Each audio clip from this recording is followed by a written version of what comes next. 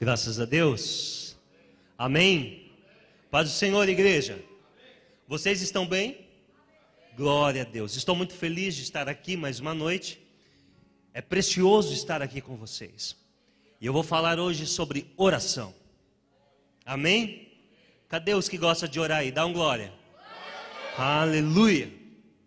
Nós precisamos, amados, entender que este é um tempo em que Deus está levando a igreja de volta para o lugar de oração. A igreja deixou por muito tempo muitas coisas entrarem, e isso roubou a igreja do lugar dela, que é o lugar de oração. Sem oração não existe vida cristã. Diga comigo, sem oração não existe vida cristã. Uma vida cristã, ela só existe a partir do momento em que você tem um compromisso sério, um compromisso forte, um compromisso, sabe aquilo? Diário, constante, progressivo. A oração é a arma poderosa. É uma das armas mais poderosas que Deus deu à igreja. A oração é uma arma agressiva contra o inferno. Quando você assume uma vida de oração, você assume uma vida de progresso espiritual. Quando você decide ter progresso na vida espiritual, o primeiro item da lista de coisas que você deve fazer é a oração. Nós nos envolvemos com muitas coisas durante o dia. E fazemos muitas coisas das quais nós achamos que são importantes. E começamos o nosso dia com tantos encargos e tantos pesos. E nos metemos em tantos embrólios. E nós precisamos ter o cuidado com a nossa vida cristã. Nós precisamos ter mais cuidado com a nossa vida de oração. Precisamos gerar as coisas com mais temor de Deus. Não podemos levar as coisas espirituais, as decisões sérias da nossa vida, de qualquer forma. A maioria de nós temos levado uma vida que eu vou chamar de deixa a vida me levar. Então não temos uma programação, não temos um propósito. E mediante as coisas que vão acontecendo, nós vamos nos envolvendo. As vozes que aparecem, nós vamos dando ouvidos. Os palpites e as opiniões que aparecem, nós vamos dando atenção. Compromissos surgem e a gente se mete nisso. A gente vai se comprometendo. E nos comprometemos com um, com outro. E quando nós vamos perceber, não estamos fazendo o que é mais importante. E aí onde nós deveríamos ser fortes, somos fracos. Onde nós deveríamos ser especialistas, não sabemos nada, estamos no raso. Onde nós deveríamos ser autoridades, não estamos representando.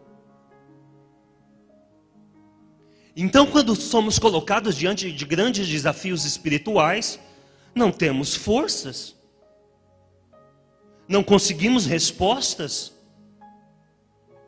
não temos autoridade para chegar diante de demônios, repreender demônios, repreender situações às quais o inferno se levanta. Não estamos conseguindo nos desvencilhar, nos soltar de tantas amarras, nos sair do meio do problema, sair do meio da bagunça, sair do meio do pecado. Estamos sempre cercados de grandes confusões, de grandes problemas. Nossa cabeça está sempre debaixo de grandes pressões, grandes preocupações, nos roubando, sugando a nossa força, sugando o nosso tempo. E tudo que nós precisamos fazer de mais primordial, nós vamos deixando para mais tarde. A maioria dos cristãos que eu conheço estão protelando uma vida de oração. A maioria das pessoas que eu convivo estão deixando para mais tarde uma vida de oração. E quando se vêm de grandes desafios, eles não têm força suficiente para se sustentarem. Quando estão diante de grandes tempestades, as pernas amolecem, porque eles não têm suporte espiritual. Se tiver caso de um demônio, aí corre. Aí tem que ligar para o profeta, para a pastora, para o missionário. Eu fico vendo a vida de Jesus. Abra sua Bíblia em Mateus 17.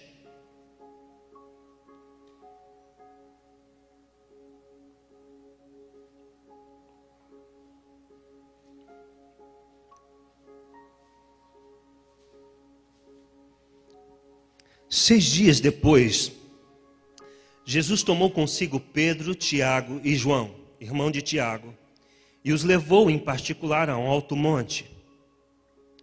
E ali ele foi transfigurado diante deles. Sua face brilhou como o sol, e suas roupas se tornaram brancas como a luz. Naquele mesmo momento apareceram diante deles Moisés e Elias, conversando com Jesus. Então Pedro disse a Jesus: Senhor, é bom estarmos aqui. Se quiseres, farei 3 tendas, uma para ti, uma para Moisés e outra para Elias. E enquanto ele ainda estava falando, uma nuvem resplandecente os envolveu, e dela saiu uma voz que dizia: Este é o meu filho amado, em quem me agrado. Bom, neste momento Jesus vai para o monte orar e ele leva consigo 3 dos seus discípulos, Pedro, Tiago e João. E em cima do monte acontece um dos acontecimentos mais emblemáticos do ministério de Jesus Cristo. É o Monte da Transfiguração. Que momento glorioso, que coisa linda. E aí aparece Moisés, aparece Elias. Pedro fica todo alegre. Uau! Vamos ficar por aqui, não vamos descer mais. Vamos fazer o seguinte, Jesus, agora a gente faz uma tenda aqui, uma para o Senhor. Outra a gente faz para Elias. Vamos ficar nós aqui, vamos orar aqui em cima desse monte, porque está muito bom. Tem muita glória aqui, tem muita presença.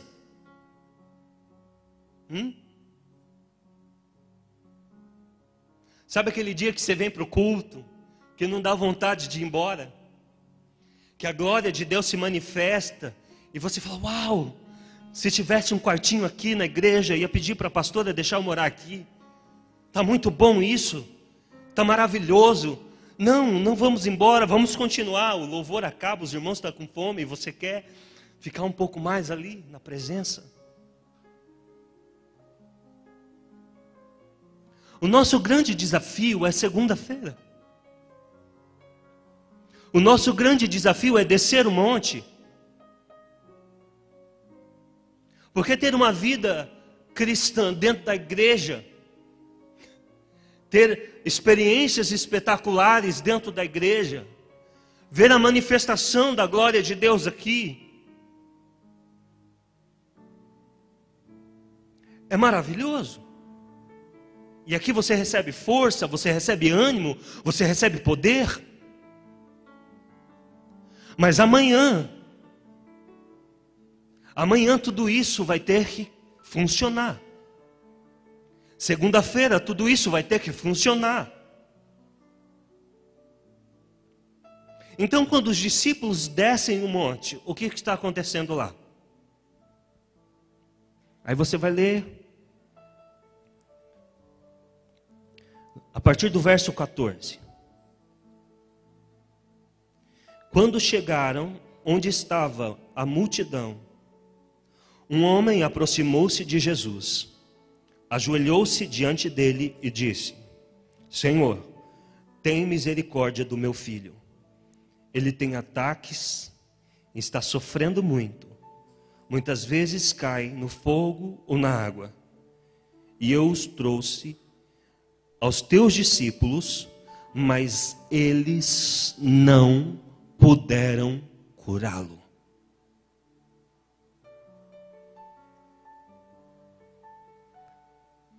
O que está acontecendo aqui? Tem um pai desesperado, com um filho terrivelmente endemoniado, e as forças das trevas o levavam a perigos terríveis. Uma criança, um adolescente talvez, correndo risco. E os discípulos que andavam com Jesus, que eram aprendizes, que tinham contato com o poder, que tinham contato com o sobrenatural, não puderam curá-lo. E Jesus respondeu: geração incrédula e perversa, até quando estarei com vocês? Até quando terei que suportá-los? Tragam o menino. E Jesus repreendeu o demônio, e este saiu do menino, e desde aquele momento ele ficou curado. E desde aquele momento ele ficou curado. Então os discípulos aproximaram-se de Jesus em particular e perguntaram: por que não conseguimos expulsá-lo? E ele respondeu: porque a fé que vocês têm é pequena. E eu lhes asseguro que se vocês tiverem a fé do tamanho de um grão de mostarda, poderão dizer a este monte: vá daqui para lá, e ele irá. Nada lhe será impossível. Eu vou repetir, você vê se dá um glória. Eu lhes asseguro que se vocês tiverem fé do tamanho de um grão de mostarda, poderão dizer a este monte: vá daqui para lá, e ele irá. Nada lhe serás impossível.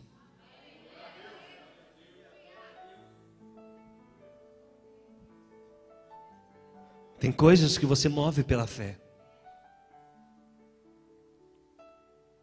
Mas esta espécie só sai pela oração e pelo jejum.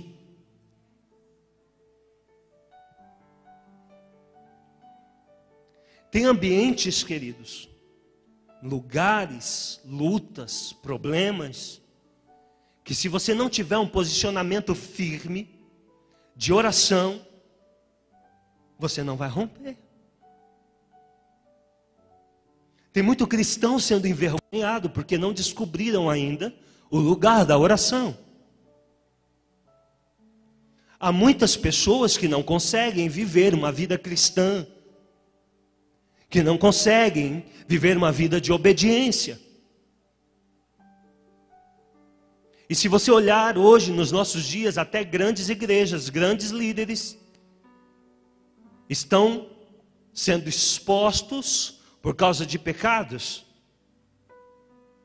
E nós vamos voltar ao ponto principal: porque deixaram uma vida de oração. Porque não entenderam o que é uma vida de oração. Nós queremos fazer as coisas na força do nosso braço, na nossa inteligência, da nossa forma, da nossa maneira. Achamos que tudo vai se resolver com os nossos jeitinhos. Aquilo que eu não vencer na oração, eu não venço em lugar nenhum. Aquilo que eu não romper pela oração, eu não vou romper em lugar algum. Aquilo que você não conquistar na vida de oração, você não vai conquistar em lugar algum. Aquilo que você não gerar na vida de oração, você não vai gerar em lugar algum. Nós só temos uma opção. Ou decidimos viver uma vida de oração séria, comprometer seriamente com a vida de oração, ou a nossa vida cristã está fadada a uma vida de fracasso. De orações impotentes, de orações que não movem uma folha do lugar, de orações que parecem que não passa do teto. Porque a maioria de nós entendemos que devemos orar quando precisamos. Então, se está tudo bem, sua finança está ok? Ok. A família está bem? Está bem. Está todo mundo com saúde? Está todo mundo com saúde. Então eu vou orar por quê? Não preciso de orar.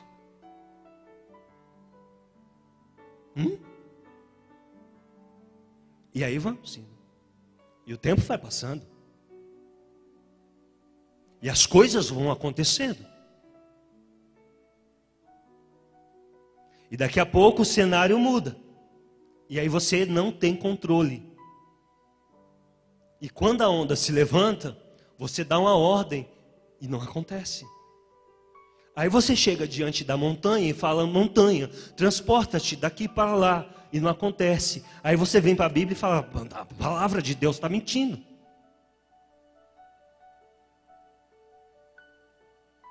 Mas é que você só ora quando você precisa. Você só ora quando dá uma dor de barriga. Você só ora quando tem uma necessidade. Nós deveríamos ter vergonha. Como cristão, nós deveríamos de ter vergonha. Porque se até buscar a Deus, se a nossa oração, até para buscar poder de Deus, até para buscar poder, se antes não for a vida de oração, por amor a Cristo, por desejar relacionamento com Ele,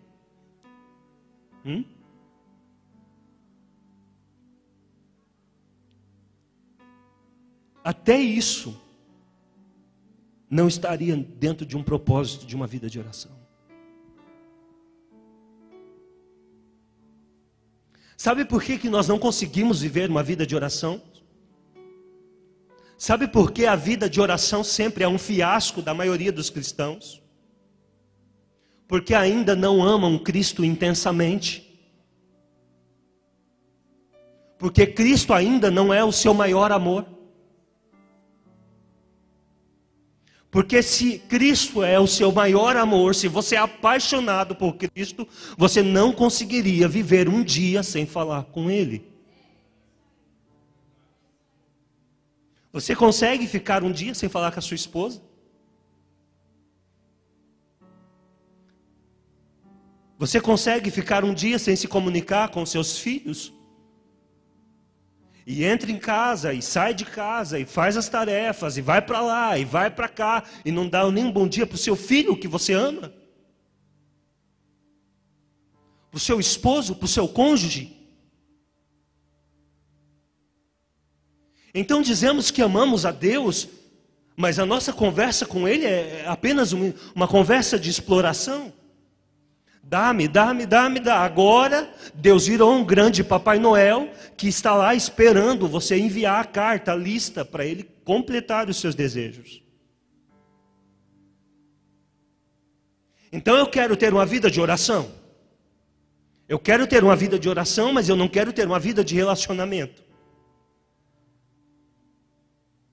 Eu nunca vou desenvolver uma vida de oração se eu não entender o lugar do relacionamento com Deus.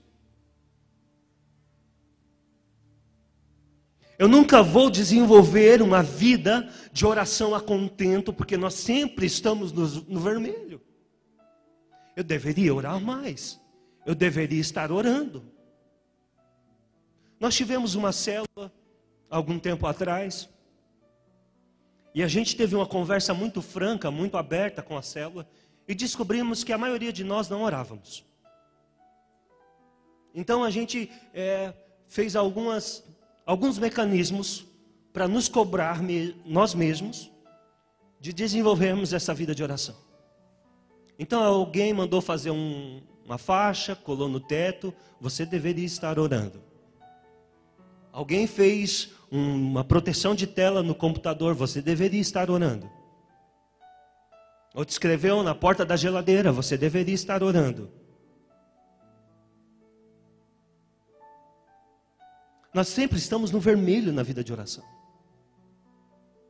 Então quando alguém chega, irmão, eu estou tão doente, ora por mim. A gente vai lá por desencargo, eu sou crente, né? Sou obrigado a orar. Vou lá, oro, faço aquela oração fraca.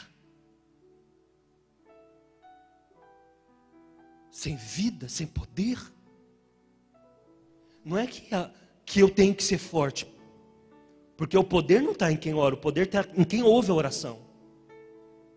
Mas é visível a oração de alguém que não tem consistência espiritual e que não tem intimidade com Deus. Então, chegamos diante de grandes desafios e vamos lá, com meias palavras. Nós deveríamos ter vergonha. Uma vez eu ouvi um pastor dizendo, nós deveríamos orar pelo menos 5 minutos por dia. Faça-me um favor. Que tipo de vida cristã nós queremos ter? É vergonhoso o que os cristãos estão fazendo com a sua vida de oração. Isso é falta de temor de Deus. Deveríamos de ter mais temor com a nossa embarcação, com a nossa construção espiritual. Onde é que nós vamos chegar sem uma vida de oração? Se você ainda não entendeu que o seu papel como cristão é desenvolver uma vida de oração, eu vou te falar hoje a real para você. Está faltando temor de Deus. A Bíblia diz no livro de Hebreus que Noé, queridos, em santo temor, construiu uma arca durante 100 anos. E recebia de Deus todas as instruções para construir o projeto a qual havia sido designado sobre a vida dele. Como é que você acha que você vai receber direção de Deus para a sua vida? Da onde é que vai vir a receita para o seu sucesso, para a sua vida espetacular, para a sua grande vitória?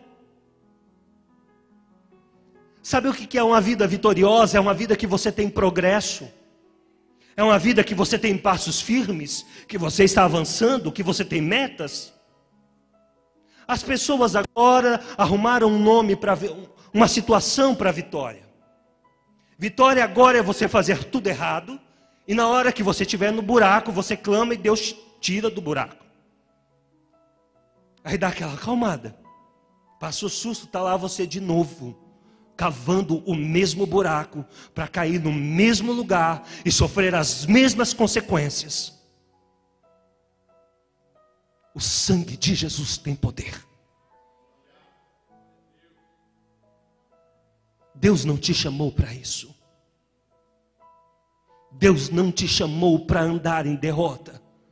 Deus te chamou para uma vida de progresso. Deus te chamou para dar passos firmes, passos de propósito. Mas para isso, todos os dias, você precisa receber revelação de Deus, direção espiritual, palavra profética sobre a sua vida. Você ser conduzido e governado pelo Espírito Santo. E de onde nasce tudo isso? Da vida de oração.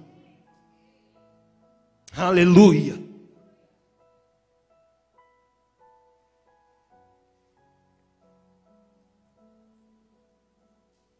Queridos, nós precisamos ser mais reverentes. Precisamos ser mais responsáveis por aquilo que estamos construindo em Deus. Precisamos levar as coisas espirituais com mais seriedade. De fato, a maioria dos cristãos não gostam de orar. De fato, a maioria das igrejas não oram. É tanta programação, é tanta coisa, é tanto ensaio, é tanto entretenimento, é tanto evento. E a minha casa será chamada casa de oração. Estamos lá dançando, estamos lá pintando, estamos lá até fazendo agora ginásticas nas igrejas. Vamos deixar o povo fitness. Que bom, glória a Deus. Mas a vida de sucesso, a vida de prosperidade, a vida espetacular está no lugar de intimidade e de oração.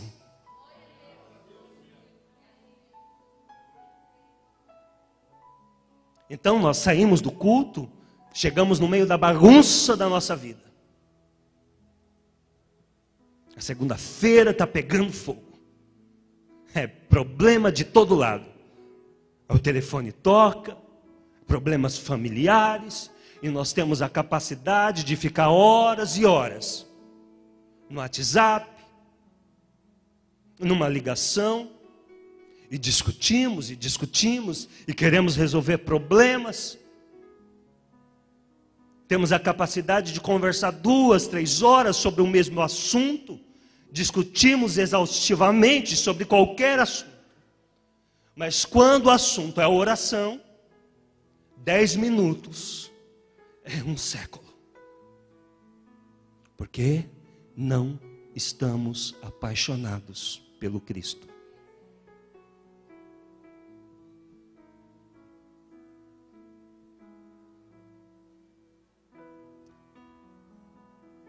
Então esse é o tempo, querido, que você precisa chegar em Deus e começar a reconstruir o seu relacionamento com Ele. Sabia disso? Reconstruir um relacionamento sério com Deus, de mais intimidade com Ele. Tem aquele louvor? Eu quero me apaixonar outra vez. Eu quero perder o sono. Não tem? Dá pra gente se apaixonar de novo por Cristo? Uma igreja apaixonada por Cristo é uma igreja que não vê a hora de se ajoelhar para orar. É uma igreja que troca qualquer lugar e qualquer ambiente pela presença de Cristo, o nosso mestre. É uma igreja que não substitui o culto por programas. É uma igreja que prefere o culto do que uma festa. É uma igreja que não vai substituir a adoração pelo shopping, pelo entretenimento, pelo churrasco, pelo convite dos amigos.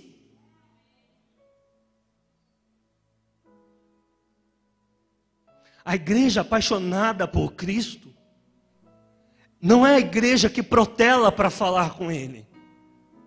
Eu estou muito corrido, depois eu oro, depois eu falo com Deus. Não protele mais oração. Ore em todo tempo, orar sem cessar.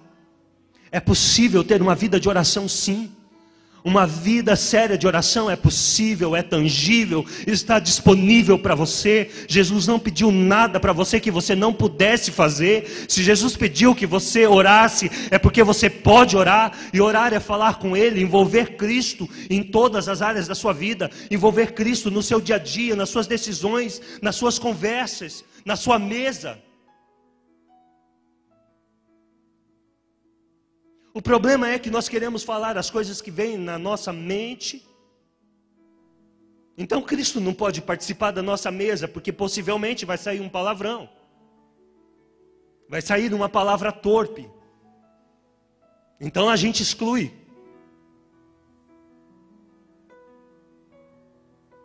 Mas se você colocar Cristo na mesa, tudo em volta da mesa vai ser milagre, vai ser provisão, vai ser paz, vai ser abundância. Precisamos incluir Cristo no nosso dia a dia. Ore a todo momento, fale com Jesus sobre todas as coisas. Fale com Ele sobre pequenos desafios e grandes desafios. Fale sobre os seus medos na hora que você estiver com medo. Fale sobre a sua ignorância na hora que você estiver ignorante. Fale sobre a sua raiva a hora que você estiver com raiva. Fale com Ele sobre o seu estresse. Fale com Ele sobre as mentiras que você fala. Fale tudo. Converse com Ele sobre tudo. Sabe a noiva apaixonada que está na janela esperando o noivo? Sabe a noiva adornada, que ela sabe que o noivo vai voltar, e ela vai e adorna suas vestes. A noiva apaixonada se perfuma. A noiva apaixonada faz canção de amor, faz declaração de amor. Nós precisamos encontrar o lugar de intimidade. Então orar vai ser a melhor coisa do mundo. Nós precisamos encontrar paixão de volta no nosso coração. Paixão por Cristo. Paixão pela palavra de Deus. Paixão pela igreja. Paixão. Amor. Nós queremos fazer tantas coisas para Deus. Queremos ser tantas coisas para Deus. Eu sei se qualquer pessoa que está aqui essa noite se perguntasse: você gostaria de dar mais da sua vida para Jesus? Gostaria. Você gostaria de trabalhar mais na obra? Gostaria. Gostaria de fazer algo grandioso para Deus? Amém, isso é ótimo. Mas eu fico olhando para Jesus e Pedro. Você me ama, Pedro? Você me ama, Pedro? Você me ama? Então agora você pode apacentar as minhas ovelhas. Uma igreja apaixonada vai conseguir apacentar esta geração. Porque só uma igreja apaixonada pelo Cristo vai ter o coração do Cristo. E o coração do Cristo é por pessoas. Você vai amar o que Ele ama. E se você amar o que Ele ama, você vai fazer as coisas que Ele faz. E se você fizer as coisas que Ele faz, todo o poder será liberado sobre a sua vida. Então você vai dizer para as montanhas: se transporte, e elas se transportarão. Você entende?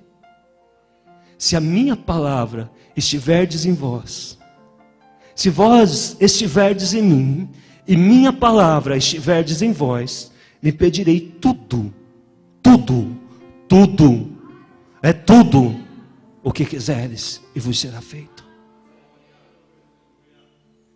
A palavra de Deus diz em 1 João, esta é a confiança que temos, que se pedirmos alguma coisa, segundo a tua vontade, tu nos ouve, e se sabemos que tu nos ouve em tudo o que lhe pedimos, sabemos também que já alcançamos os pedidos que lhe fizemos. Uau, isso é poderoso, isso é glorioso. Mas nós precisamos sair do meio da vida da bagunça, da desorganização, do descompromisso, de deixar para orar a hora que eu tiver tempo. Vamos lá, vamos ser sério. Vamos ser franco com nós mesmos. Você já colocou na sua agenda o seu horário ao qual você vai orar?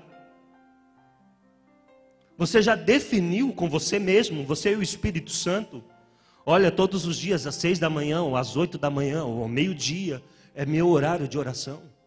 E se impor ao peso da oração até que aquilo se torne um hábito. Você já fez isso? Porque se você não fez isso ainda, eu quero te avisar que já deu errado a vida de oração. Simples assim.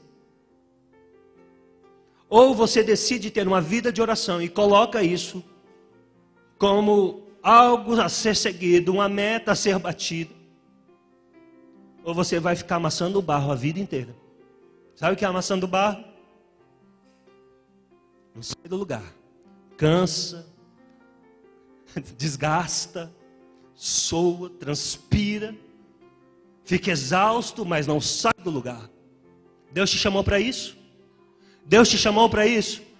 Deus te chamou para quê? Diga comigo, Deus me chamou para avançar, para progredir, crescer, frutificar, multiplicar.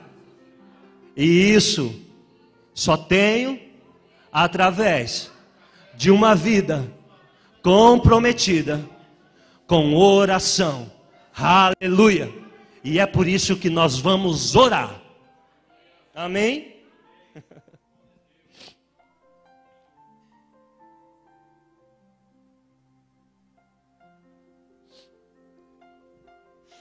Então, para você ter uma vida de oração, você vai ter que definir prioridades.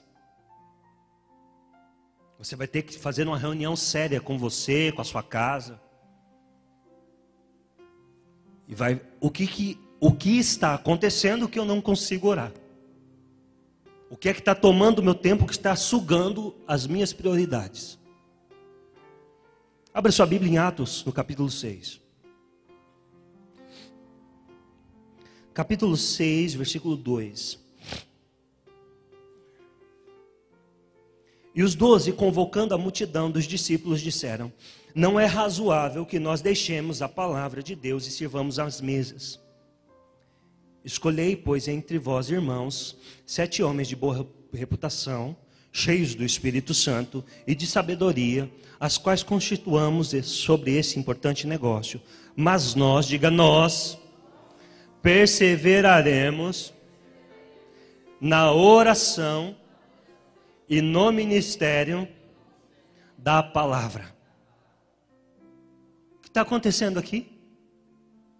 Uma bagunça, uma situação que estava tirando a força, que estava sugando os discípulos, e eles não estavam conseguindo cumprir a meta, cumprir com as obrigações espirituais.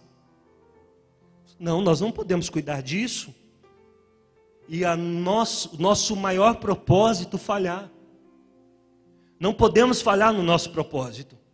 Então a gente vai designar tarefas, diga comigo, designar tarefas, empoderar pessoas, responsabilizar pessoas, dar oportunidade de crescimento, limpar a agenda. Para quê? Para perseverar na oração e na palavra. Uau! Se nós queremos ter uma vida espetacular, uma vida sobrenatural, nós vamos ter que tomar decisões radicais e nos organizar para cumprir o propósito. Entendeu?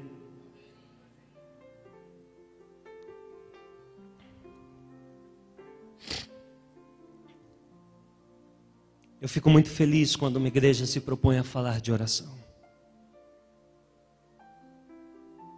Porque tudo que o diabo quer fazer, toda a estratégia de Satanás, toda a estratégia do inferno, é fazer você não orar. Você sabia disso?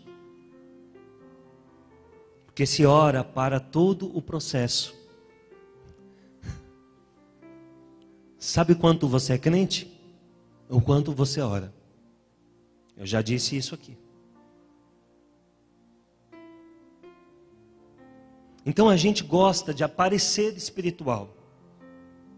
de aparecer na foto, com a mãozinha levantada, o olho fechado. Irmão, você ora? Oro. Você é de oração? Sou. Mas a grande verdade, irmãos, que uma vida de oração transforma uma pessoa de uma forma sobrenatural. Ninguém que ora permanece o mesmo. A oração, ela te apura, o seu melhor vem à tona. Sabe qual que é a melhor forma de você se reinventar? É dobrar o nível da oração. Às vezes a gente fala, não, eu tenho que dar a volta por cima. Não, esse negócio aqui, tudo isso que está acontecendo não combina comigo. Esse não é o tipo de vida que eu vim para viver. Eu sei que tem algo a mais aqui. Eu sei que eu tenho um potencial. Eu sei que eu tenho talentos. Mas está lá, incubado. Parece que não sai para fora. Dínamos. O que vai ativar tudo que você é em Deus. Diga comigo, o que vai ativar tudo que sou em Deus é o poder do Espírito Santo através de uma vida de oração. Então você tem talento, mas tem medo. Mas aí você não ora. Você tem o talento, mas tem medo. E o tempo vai passando e o medo te segura. Mas um dia você decide orar. E aí quando você começa a orar, o Espírito Santo vai te fortalecer. Você vai receber poder de Deus. E aí você vai se levantar e começar a se movimentar. Porque a marca de todo mundo que recebeu o Espírito Santo é que ele não fica parado, ele se movimenta com o Espírito. E aí o Espírito Santo começa a se movimentar, e você começa a trabalhar, começa a ter visão, começa a ter propósitos, sonhos, projetos, e Deus vai te dando campo, você vai ganhando estratégias, você vai ganhando limites, você vai ganhando voo, e daqui a pouco você está fazendo aquilo que você sempre sonhou fazer. Power. Vida de oração é poder. Vida de oração é fertilizante sobre os seus sonhos. Vida de oração é a sua bateria espiritual recarregando. Vida de oração é combustível para a sua caminhada. Vida de oração é o que vai te colocar de pé, que vai te dar progresso. Você vai sair desse marasmo, dessa vida de dar 2 passos para frente e 10 para trás. Não, agora eu estou orando e Deus vai me fazer alcançar aquilo que Ele desenhou antes da fundação do mundo. Aleluia! Sabia que você pode ter uma vida espetacular? Olha para as suas mãos. Faz assim, olha para as suas mãos. Está vendo essa mão sua? Sabia que essa mão aí pode ser usada para curar pessoas? Imagina você chegar num lugar onde tem um doente. Quem está doente aqui? Tem doente aqui? Alguém aqui está com algum tipo de doença? Dores? Você tem bronquite. E aí você com a sua mão cheia de unção, em nome de Jesus, eu libero cura sobre a sua vida. Repreendo todo e qualquer enfermidade e libero sobre a sua vida a cura do céu. Receba agora, em nome de Jesus. Você já viu como que os crentes oram por cura? Você já viu que a maioria de nós parece que nós vamos derrubar o prédio para expulsar um demônio? Eu acho incrível que Jesus não fazia tanto alarde. Jesus não fazia tanta bagunça. E nós queremos convencer o sobrenatural com barulho. E barulho não é autoridade. Eu sei que tem pessoas barulhentas que têm autoridade, se movem com barulho e Deus faz.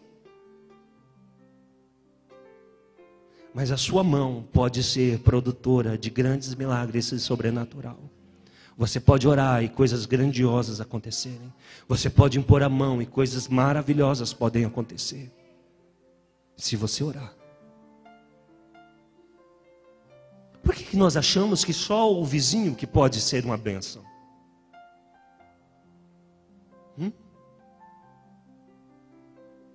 A palavra de Deus diz em Tiago: Elias era um homem sujeito às mesmas paixões que nós.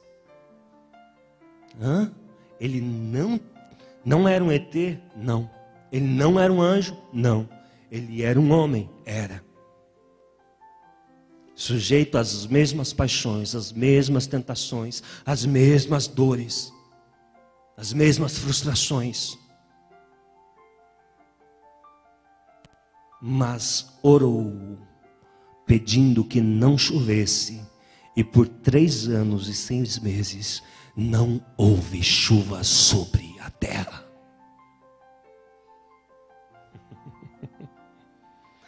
Qual é o dia que nós vamos ter autoridade para fazer coisas grandiosas?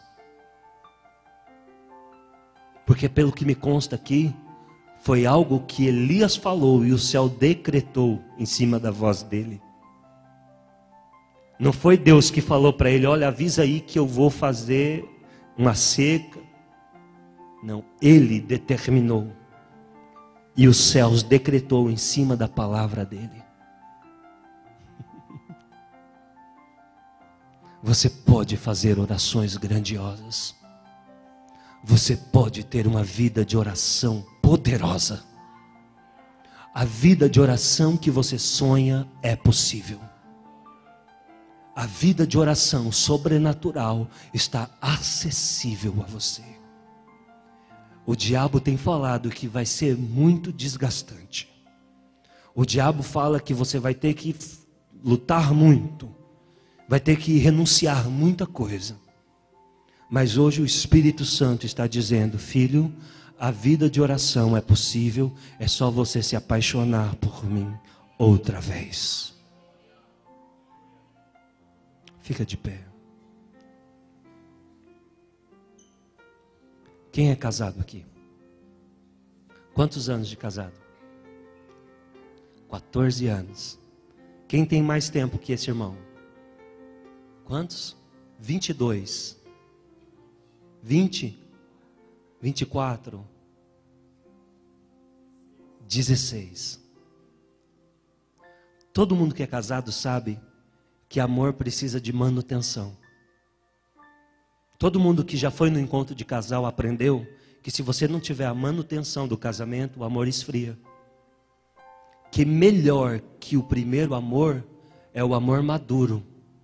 Porque o amor maduro é zeloso. Diga comigo, amor maduro é zeloso. Então, se tem maltratamento no casamento, o amor esfria. Ninguém suporta ser maltratado. Ok?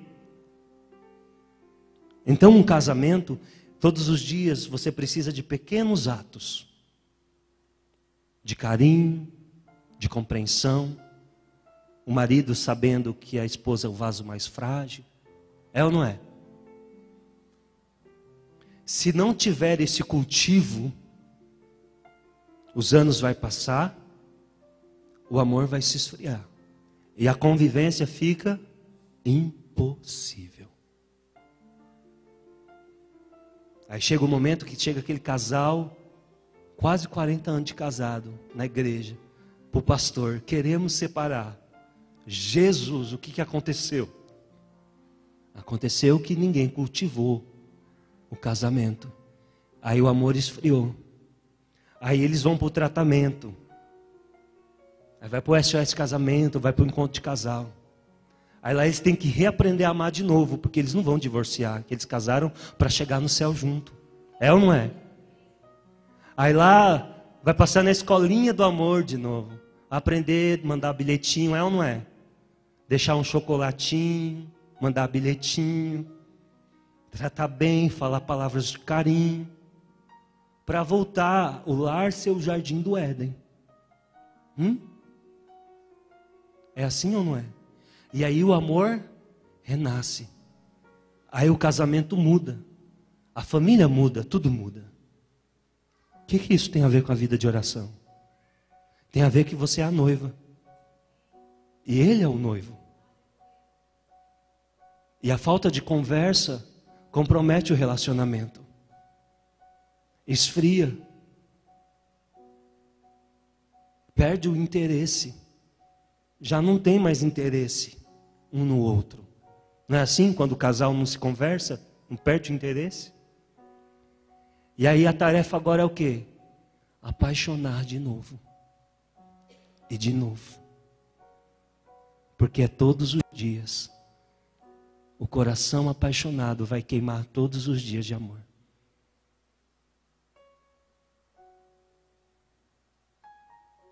Das 5 da tarde, 5:30, eu estou lá no meu escritório trabalhando. Aí eu lembro que minha esposa vai chegar. Eu corro às vezes, preparo um café para esperar ela. Não vejo a hora de chegar o horário que a gente está junto no sofá. Porque a gente constrói um ambiente agradável, que um se sente bem ao lado do outro. O que vai definir a sua paixão por Cristo é o quanto você vai investir no relacionamento com Ele. O quanto você vai decidir ter o coração apaixonado de novo por Cristo. Porque a noiva que ama o noivo, ela se atavia com vestes de justiça. A noiva que ama o noivo, ela se perfuma com incenso, com oração e adoração. A noiva que ama o noivo, não vai lá só com a lista pedindo coisas. Ela vai chegar diante do noivo e vai dizer: você é o amado da minha alma. Você é a rosa de Saron. Você é tudo para mim. Você é a estrela da manhã. Eu te amo, Jesus. Eu não consigo amar nada mais do que tu. Tu és de fato a minha maior atração. Porque quando Cristo for a sua maior paixão, você não vai conseguir mais pecar. Quando Cristo for sua maior paixão, você não vai ter olhos para nada deste mundo. Quando Cristo for sua maior paixão, o entretenimento não vai roubar o seu horário de oração.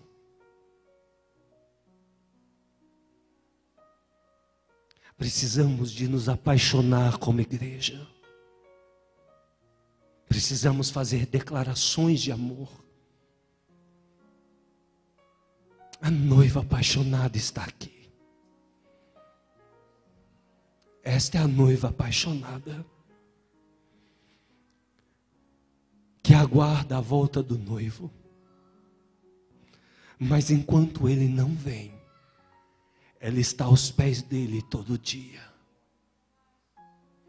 Eu quero me apaixonar outra vez. Você precisa se apaixonar de novo por Cristo.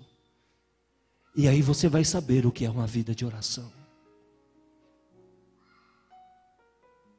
Você não vai mais chegar lá com listas enormes, com pedidos, com desesperos. Socorro, Deus. Não. Você vai chegar com o coração apaixonado. E ficar horas e horas cantando para Ele, adorando a Ele. Aleluia. Declarando o seu amor por Ele. Vai ser o seu maior prazer. Feche os seus olhos. Espírito Santo, produz em nosso coração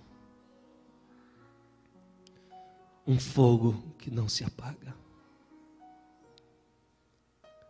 Queremos, Espírito Santo, nos apaixonar pelo Cristo. Queremos ter um relacionamento de intimidade com Ele. Nos ajude, Espírito Santo, a desenvolver uma vida de oração. Nós precisamos ser uma igreja apaixonada. Nós queremos ser a igreja apaixonada. A noiva que ama o noivo. Tu tens o meu coração. Diga isso para ele: tu tens o meu coração. As minhas afeições são para ti. Os meus melhores sentimentos são para ti. Não há nada mais belo do que o Senhor. Não há nada mais belo para olhar. Só quero olhar para ti. Eu só quero ver a ti. Que os meus olhos estejam voltados para ti. Que o meu desejo esteja somente encontrar a ti, estar aos teus pés. Seja o centro da minha vida. Seja tudo para mim. Que eu encontre contentamento em ti. Que o meu contentamento esteja na tua presença. Que nós sejamos todo dia a noiva apaixonada. Em nome de Jesus. Amém? Aplauda o Senhor. Graças a Deus.